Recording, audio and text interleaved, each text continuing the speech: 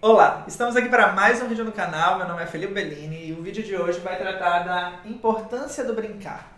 E para isso, para começar essa discussão, eu quero que você imagine dois cenários.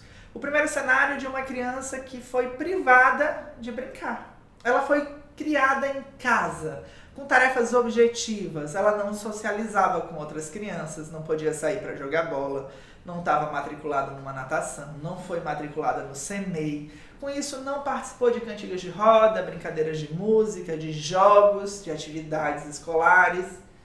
Essa criança, uma hora vai crescer. E com o desenvolvimento dela, ela foi criando e absorvendo diferentes distúrbios. Esses distúrbios naturais de quem não convive em sociedade. E que a gente vê e percebe porque ela vai ser tímida, porque ela vai ter medo, porque ela vai estar embrincada, talvez, em diferentes complicações por não ter simulado situações sociais de convívio. Agora vamos imaginar um segundo cenário. Uma criança que foi criada meio a brincadeiras, num universo de brinquedos, com diferentes artefatos, com diferentes grupos. Essa criança ia ao campinho, ia à praça. Essa criança brincava na rua. Ela foi matriculada no CEMEI e com isso conheceu as diferentes datas comemorativas, as diferentes tradições.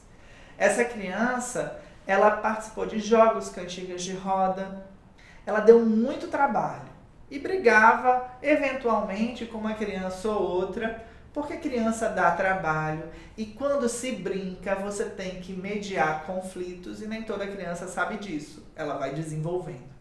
Mas ela passou por esse processo.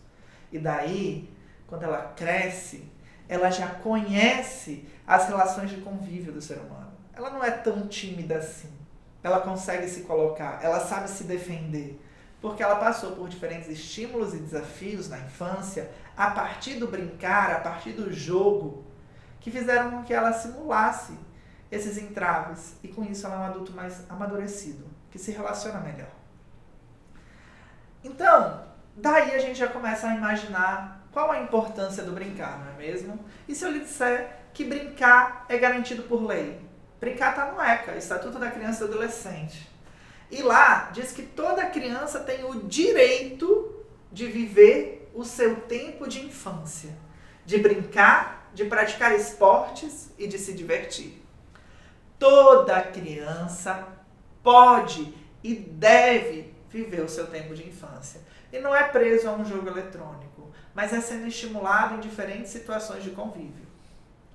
O RCNEI, ele vai falar pra gente que o brincar engloba todo o desenvolvimento da criança. Isso é tão importante para a educação infantil que os 4 pilares estão aí. Ele desenvolve o afetivo, desenvolve o cognitivo, desenvolve o motor e desenvolve o social da criança. Ela aprende a se relacionar, ela tem noção de movimento, ela adquire propostas cognitivas e aprende situação A ou B, ela tem não apenas aprendizagem, mas aquisição de conhecimento, e ela tem pertencimento. Ela entende que ela faz parte de uma comunidade, ela faz parte de um grupo, ela participa, se expressa e é bem recebida lá. O brincar tem disso. E ele não é exclusivo da educação infantil, não. Porque em diferentes momentos a gente se sente bem. Há uma dinâmica, há uma atividade, há uma brincadeira, desde que respeite, obviamente, a personalidade de cada um. Quem não gosta de em uma sala de aula poder experimentar, poder falar e jogar de maneira a aprender ludicamente? Esse processo é natural porque com esse processo a gente consegue se expressar. Mas na criança ele é ainda mais importante, porque a partir do brincar a gente não apenas tem aprendizagem, mas a gente consegue desenvolver a nossa imaginação. A gente tem vivências e experiências e simulações o tempo inteiro. A gente consegue interagir mais com a nossa família. A gente tem troca de conhecimento e conseguimos superar conflitos. Esse sexteto faz com que a gente veja o brincar como uma fortaleza, como um catalisador de ações que potencializa essa criança a ir mais longe sempre. E a gente pode entender então que o brincar, já que funciona para adultos também, ele se modifica a cada fase. Em cada momento, a criança vai se desenvolvendo. E essa criança, ela vai primeiro, obviamente, estimulando o movimento, porque é a partir do movimento que ela se expressa socialmente. Mas depois, ao se desenvolver, ela vai tendo acesso ao brinquedo, à noção de artefato, e ela passa a se expressar com os outros e com a sociedade. E daí a função social da brincadeira, que nada mais é do que fazer com que essa criança vá além, com que ela simule situações do dia a dia, com que ela adquira não apenas um conhecimento físico, mas uma aprendizagem de convívio social e do mundo cultural. É através desse saber que a criança, certo, vê o mundo, e é a partir do brincar e do brinquedo que ela perpetua e renova a cultura infantil. Se existe uma situação que faz com que a criança continue sendo criança, que uma sociedade continue sendo feliz, lúdica, é permitindo que as crianças brinquem e brinquem mais. Mas não é só isso. E não é só por isso que a brincadeira é importante.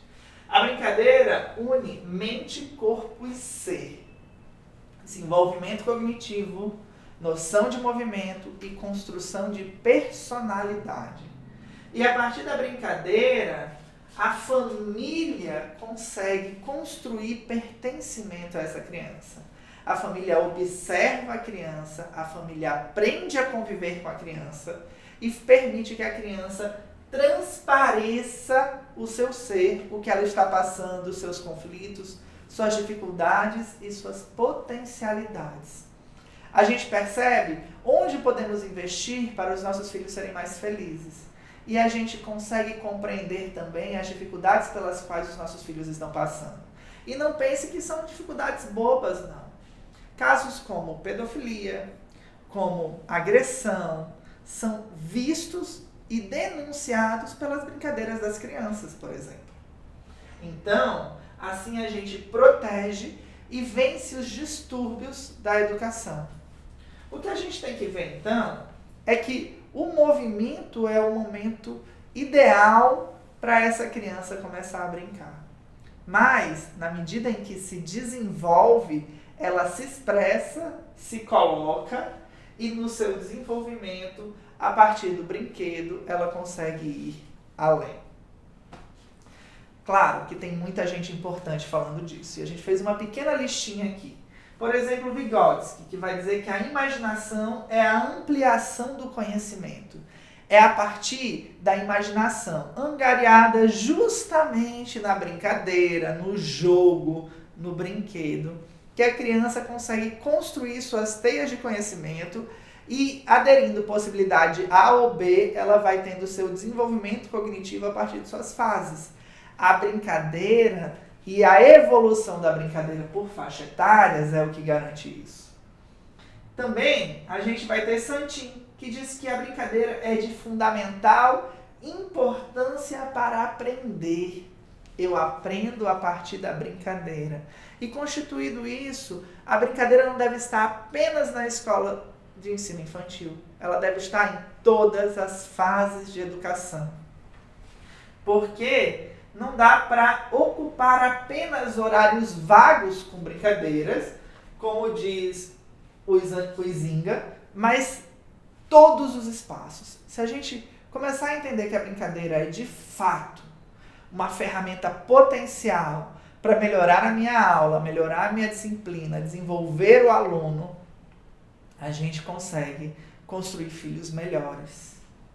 Então, a gente tem que vivenciar isso.